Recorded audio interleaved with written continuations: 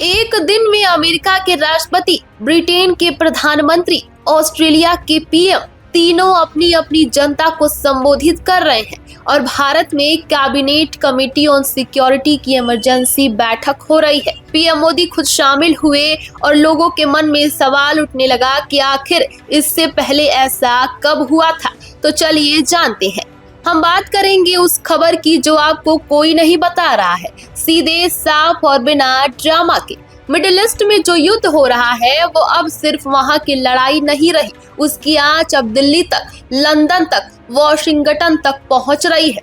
और इसलिए आज दुनिया के सबसे ताकतवर नेता अपनी जनता से सीधे जुड़ रहे हैं और बात कर रहे हैं। अब सबसे पहले बात करते हैं 3 बड़े देशों की। ब्रिटेन के पीएम कीर स्टारमर ने कहा कि गैस प्राइसेस बढ़ेंगे, सुपरमार्केट्स में कई चीजें महंगी होंगी, कुछ चीजें मिलेंगे ही नहीं। और इसी के साथ ऑस्ट्रेलिया के पीएम एंथनी एल्बनीज ने माना कि क्रूड ऑयल की सप्लाई और कितने दिन इसी रेट पर रख सकते हैं, लंबे समय तक नहीं। और अमेरिका के डोनाल्ड ट्रंप, जिनका हर घंटे बयान बदलता रहता है, वो भी आज राष्ट्र को संबोधित कर रहे हैं। तीनों का मुद्दा एक है, स्ट्रेट ऑफ हॉर्मुज, दुनिया का सबसे क्रिटिकल ऑयल कॉरिडोर, जहां तनाव हर दिन लगातार बढ़ता ही जा रहा है। और अब बात करते हैं भारत की। पिछले कुछ दिनों में एक के बाद एक बैठकें हो रही हैं। रक्षा मंत्री की तीनों सेना अध्यक्षों के साथ बैठक हुई, एनएसए अजीत डोभाल और पीएम मोदी के बीच मुलाकात हुई, सभी मुख्यमंत्रियों को पीएम मोदी का संबोधन मिला और आज कैबिनेट कमेटी ऑन सिक्योरिटी की बैठक भी हुई। ये बैठकें पेट्रोल डीजल के दाम तय करने के लिए नहीं होती हैं। अगर होती तो कैबिनेट कमेटी ऑन फाइनेंस की बैठक होती, सिक्योरिटी की बैठक होती है सिक्योरिटी के लिए। अब सवाल ये है कि आखिर आने वाले दिनों में क्या होने वाला है, क्या इसके लिए भारत तैयार है और क्या आप भी इसके लिए तैयार हैं? और इसी के साथ हर किसी के मन में ये सवाल है कि आखिर क्या हो सकता है। स्ट्रेट ऑफ हॉर्मुज से दुनिया का लगभग 20% ऑयल गुजरता है। अगर ये रास्ता बंद हुआ या तनाव और बढ़ा तो भारत में पेट्रोल डीजल के दाम तेजी से बढ़ सकते हैं। इंपोर्ट होने वाली हर चीज, खाना, इलेक्ट्रॉनिक्स, मेडिसिन महंगी होंगी। ग्लोबल रिसेशंस का खतरा बढ़ेगा। यही वजह है कि दुनिया के नेता अभी से अपनी जनता को मेंटली प्रिपेयर कर रहे हैं। वो पैनिक नहीं फैला रहे, वो सिर्फ ये कह रहे हैं कि तैयार रहो, क्योंकि आने वाले दिनों में हमारे साथ खड़ा रहना पड़ेगा। और एक और बात है, डोनाल्ड ट्रंप, जब सुबह उन्होंने कहा कि मैं युद्ध रोकने वाला हूँ, स्ट्रेट ऑफ हॉर्मुज से मुझे कोई मतलब नहीं, लेकिन जब वो बोलते हैं एक बात तो करते हैं कुछ और। ये उनकी राजनीति का तरीका है।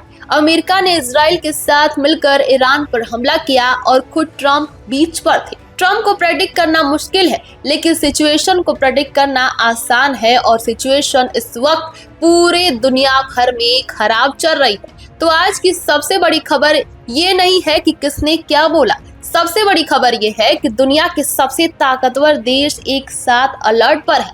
भारत में बैठकें हो रही हैं, सेना तैयार है, सरकार तैयार है। आपको पैनिक नहीं करना है, लेकिन इन्फॉर्म्ड रहना है। और ये जो झूठी अफवाहें सोशल मीडिया पर फैल रही हैं, उनसे पूरी तरीके से बचकर रहना है। इसीलिए प्रधानमंत्री नरेंद्र मोदी हर बार, हर स्टेज से, हर मंच से, सदन से लगातार एक बात का ही जिक्र कर रहे हैं कि आने वाले समय में हमें, जैसा हमने कोरोना महामारी के समय में एकजुटता दिखाई थी, एक साथ खड़े होकर सरकार का साथ दिया था, तो आने वाले समय में अगर ऐसी कोई स्थिति बनती है तो हमें एकजुट होकर अपने राष्ट्र के साथ खड़ा रहना होगा। और ये जो झूठी अफवाहें फैलाई जा रही हैं, उनसे बचकर रहना होगा।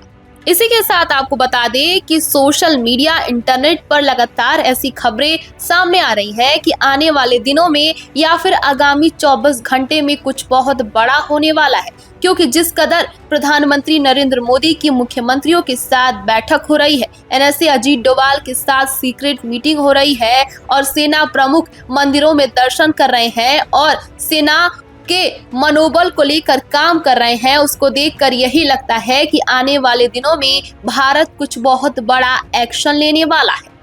तो इसलिए अब समय आ गया है एकजुटता दिखाने की।